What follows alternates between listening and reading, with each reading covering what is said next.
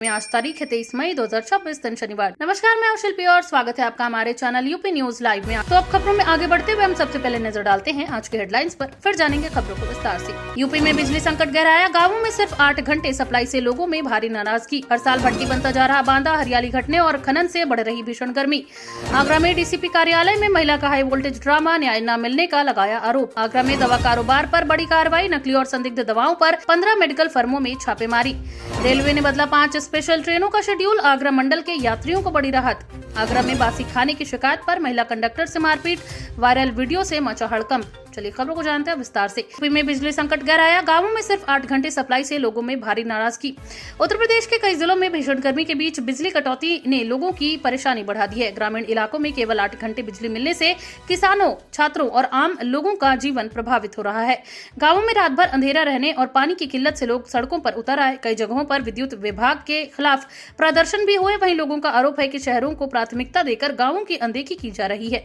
ऊर्जा विभाग ने बढ़ती मांग और तकनीकी दिक्कतों को कटौती की वजह बताया है, जबकि सरकार ने अधिकारियों को सप्लाई व्यवस्था सुधारने के निर्देश दिए हैं। यूपी में बड़ा खुलासा, कोडवर्ड के जरिए घर घर पहुंच रहा अवैध पेट्रोल डीजल। शामली में हुए एक स्टिंग ऑपरेशन में अवैध तरीके से पेट्रोल और डीजल की होम डिलीवरी का खुलासा हुआ है। रिपोर्ट के मुताबिक माल क्लियर और पानी अमीर जैसे कोडवर्ड इस्तेमाल कर ग्राहकों तक ईंधन पहुंचाया जा रहा था। बिना सुरक्षा मानकों के घरों और दुकानों में पेट्रोल डीजल रखा जा रहा है, जिससे बड़े हादसे का खतरा बना हुआ है। स्टिंग के बाद प्रशासन और आपूर्ति विभाग में हड़कंप मच गया। वहीं अधिकारियों ने मामले की जांच शुरू कर दी है और अवैध कारोबार में शामिल लोगों के खिलाफ कार्रवाई की तैयारी की जा रही है। हर साल भट्टी बनता जा रहा है बांदा, हरियाली घटने और खनन से बढ़ रही भीषण गर्मी। उत्तर प्रदेश का बांदा जिला लगातार बढ़ते तापमान की वजह से चर्चा में है। विशेषज्ञों का कहना है कि हरियाली कम होने और अवैध खनन बढ़ने से इलाके का तापमान तेजी से बढ़ रहा है। कई क्षेत्रों में जमीन बंजर होती जा रही है और जल स्रोत भी सूखने लगे हैं। स्थानीय लोगों का कहना है कि पहले की तुलना में अब गर्मी अधिक असहनीय हो चुकी है। पर्यावरण विशेषज्ञों ने चेतावनी दी है कि यदि वृक्षारोपण और खनन नियंत्रण पर ध्यान नहीं दिया गया तो आने वाले वर्षों में हालात और गंभीर हो सकते हैं। प्रशासन ने हरित अभियान तेज करने की बात कही है। आगरा में डीसीपी कार्यालय में महिला का हाई वोल्टेज ड्रामा, न्याय न मिलने का लगाया आरोप। आगरा के डीसीपी कार्यालय में एक महिला ने जमकर हंगामा किया। महिला का आरोप था कि उसकी शिकायत पर पुलिस कार्रवाई नहीं कर रही है और उसे लगातार न्याय से वंचित किया जा रहा है। गुस्साई महिला ने कार्यालय परिसर में जोरदार प्रदर्शन किया, जिससे वहां अफरा तफरी का माहौल बन गया। मौके पर मौजूद पुलिस कर्मियों ने महिला को शांत कराने की कोशिश की। घटना का वीडियो भी सोशल मीडिया पर वायरल हो रहा है। वहीं पुलिस अधिकारियों का कहना है कि महिला की शिकायत की जांच की जा रही है और उचित कार्रवाई की जाएगी। मामले को लेकर स्थानीय स्तर तक काफी चर्चा हो रही है। प्रयागराज में दर्दनाक सड़क हादसा, एक ही परिवार के 3 लोगों की मौके पर ही मौत। प्रयागराज के नैनी नए यमुना पुल के पास 2 कारों की जोरदार टक्कर में एक ही परिवार के 3 लोगों की मौत हो गई। हादसा इतना भीषण था कि दोनों वाहनों के परखच्चे उड़ गए। पुलिस के अनुसार मृतक किसी पारिवारिक कार्यक्रम से लौट रहे थे। दुर्घटना के बाद मौके पर लंबा जाम लग गया और राहत बचाव कार्य शुरू किया गया। घायलों को तुरंत अस्पताल भेजा गया। वहीं शुरुआती जांच में तेज रफ्तार को हादसे की मुख्य वजह मानी जा रही है। पुलिस ने शवों को पोस्टमार्टम के लिए भेजकर मामले की जांच शुरू कर दी है। सीतापुर में श्रद्धालुओं से भरी बस खाई में पलटी, बाइक सवार की मौत से मचा कोहराम। सीतापुर में श्रद्धालुओं से भरी एक बस अनियंत्रित होकर एक खाई में पलट गई। हादसे के दौरान बस की चपेट में आने से एक बाइक सवार की मौके पर ही मौत हो गई, जबकि कई यात्री घायल हो गए। बस में बड़ी संख्या में श्रद्धालु सवार थे जो धार्मिक यात्रा पर जा रहे थे। दुर्घटना के बाद स्थानीय लोग और पुलिस मौके पर पहुंची तथा घायलों को अस्पताल पहुंचाया गया। कुछ यात्रियों की हालत गंभीर बताई जा रही है। वहीं शुरुआती जानकारी के मुताबिक चालक ने वाहन से नियंत्रण खो दिया था। पुलिस मामले की जांच शुरू कर दी है। इटावा में 2 स्लीपर बसों का खौफनाक हादसा, डंपर टक्कर के बाद दूसरी बस से मची तबाही।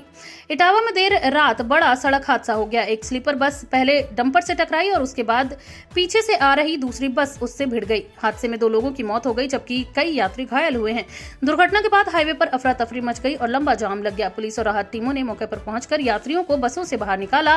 वहीं घायलों को नजदीकी अस्पताल में भर्ती कराया गया है। बताया जा रहा है कि तेज रफ्तार और लापरवाही हादसे की बड़ी वजह हो सकती है।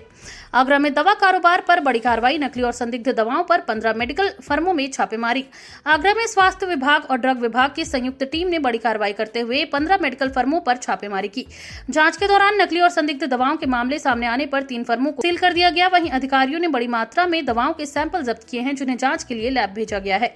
कार्रवाई के बाद दवा कारोबारियों में हड़कंप मच गया। वहीं विभाग का कहना है कि लोगों की सेहत से खिलवाड़ करने वालों के खिलाफ कड़ी कार्रवाई जारी रहेगी। जांच रिपोर्ट सामने आने के बाद और भी बड़ी कार्रवाई संभव मानी जा रही है। आगरा नगर निगम बजट पर सवाल, 1.25 करोड़ खर्च लेकिन वसूली सिर्फ 14 लाख की। आगरा नगर निगम के बजट को लेकर नया विवाद खड़ा हो गया है। जानकारी के अनुसार टास्क फोर्स पर करीब 1 करोड़ 25 लाख रुपए खर्च किए गए, लेकिन जुर्माने के रूप में केवल 14 लाख रुपए ही वसूले जा सके। विपक्ष और स्थानीय पार्षदों ने इस खर्च पर सवाल उठाए हैं। आरोप है कि निगम की कार्यप्रणाली में पारदर्शिता की कमी है और जनता के पैसे का सही उपयोग नहीं हो रहा। अधिकारियों का कहना है कि अभियान का उद्देश्य केवल जुर्माना वसूली नहीं बल्कि शहर में व्यवस्था सुधारना भी था। मामले को लेकर राजनीतिक बयानबाजी तेज हो गई है। आगरा कैंट स्टेशन पर सफाई कर्मचारियों की हड़ताल, वेतन और पीएफ मुद्दे पर ठप हुई सफाई की व्यवस्था।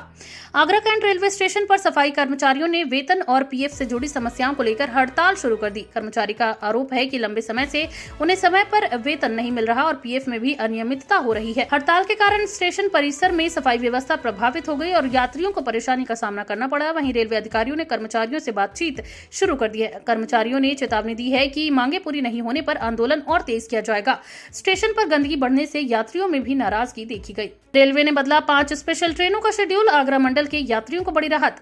रेलवे ने यात्रियों की सुविधा को ध्यान में रखते हुए 5 स्पेशल ट्रेनों के समय और संचालन में बदलाव किया है। इस फैसले से आगरा मंडल के हजारों यात्रियों को राहत मिलने की उम्मीद है। वहीं रेलवे अधिकारियों के मुताबिक बढ़ती भीड़ और यात्रा मांग को देखते हुए शेड्यूल में संशोधन किया गया है। कुछ ट्रेनों के ठहराव और समय में भी बदलाव किया गया है। वहीं यात्रियों को सलाह दी गई है कि यात्रा से पहले नया टाइम टेबल जरूर जांच ले। रेलवे का कहना है कि गर्मी की छुट्टियों और त्योहारों को देखते हुए अतिरिक्त सुविधाएं भी उपलब्ध कराई जा रही हैं। आगरा के छात्रों ने 10 दिन में तैयार की सोलर ई साइकिल, कम लागत में दिया ग्रीन एनर्जी का संदेश। आगरा के छात्रों ने महज 10 दिनों में कम लागत वाली सोलर ई साइकिल तैयार कर सभी को चौंका दिया। इस ई साइकिल को सौर ऊर्जा से चलाने के लिए विशेष तकनीक का इस्तेमाल किया गया है। छात्रों का दावा है कि ये साइकिल पर्यावरण के अनुकूल होने के साथ साथ ईंधन की बचत भी करेगी। इस प्रोजेक्ट की स्थानीय स्तर पर काफी सराहना हो रही है। वहीं शिक्षकों ने इसे युवाओं की नवाचार क्षमता का शानदार उदाहरण बताया है। छात्र अब इस मॉडल को और बेहतर बनाने पर काम कर रहे हैं ताकि इसे बड़े स्तर पर उपयोग किया जा सके। आगरा में डिजिटल जनगणना का दूसरा चरण शुरू, 8500 सेक्टरों में घर घर पहुंचेगी टीम। आगरा में डिजिटल जनगणना का दूसरा चरण शुरू हो गया है। प्रशासन के मुताबिक इस चरण में करीब 8500 सेक्टरों में घर घर जाकर आंकड़े जुटाए जाएंगे। गणना कर्मी टैब और डिजिटल उपकरणों की मदद से लोगों की जानकारी दर्ज करेंगे। वहीं अधिकारियों का कहना है कि डिजिटल प्रक्रिया से डेटा संग्रहण अधिक तेज और पारदर्शी होगा। लोगों से सही जानकारी देने की अपील की गई है। वहीं प्रशासन ने जनगणना की टीमों को विशेष प्रशिक्षण भी दिया है। इस अभियान के जरिए आबादी, आवास और सामाजिक आंकड़ों को अपडेट किया जाएगा, जिससे भविष्य की योजनाओं में मदद मिलेगी। आगरा मेट्रो परियोजना को रफ्तार, हरिपर्वत और रावली पर बनेंगे steel girder bridge. Agra metro परियोजना तेजी से बढ़ रही है। अधिकारियों ने जानकारी दी है कि हरिपर्वत और रावली क्षेत्र में स्टील गर्डर ब्रिज बनाए जाएंगे ताकि निर्माण कार्य को गति मिल सके। परियोजना को दिसंबर तक पूरा करने का लक्ष्य रखा गया है। वहीं मेट्रो निर्माण से शहर की यातायात व्यवस्था में बड़ा सुधार आने की उम्मीद है। निर्माण कार्य के चलते कुछ क्षेत्रों में ट्रैफिक डायवर्जन भी लागू किया जा सकता है। वहीं प्रशासन का कहना है कि परियोजना पूरी होने के बाद लोगों को जाम से राहत मिलेगी और सार्वजनिक परिवहन अधिक सुविधाजनक बनेगा। यूपी में भीषण गर्मी का कहर जारी, कई जिलों में रेड अलर्ट और हीट वेव की चेतावनी। उत्तर प्रदेश में भीषण गर्मी और लू का प्रकोप लगातार बढ़ता जा रहा है। मौसम विभाग ने कई जिलों में रेड अलर्ट जारी करते हुए लोगों को सावधानी बरतने की सलाह दी है। वहीं दोपहर के समय तापमान 45 डिग्री के करीब पहुंच रहा है, जिससे जनजीवन प्रभावित हो रहा है। अस्पतालों में हीट स्ट्रोक और डिहाइड्रेशन के मरीजों की संख्या भी बढ़ने लगी है। वहीं प्रशासन ने स्कूलों के समय में बदलाव और लोगों को जरूरी काम के बिना घर से बाहर न निकलने की सलाह दी है। मौसम विभाग के अनुसार अगले कुछ दिनों तक गर्मी से राहत मिलने की संभावना कम है। आगरा में बासी खाने की शिकायत पर महिला कंडक्टर से मारपीट, वायरल वीडियो से मचा हड़कंप।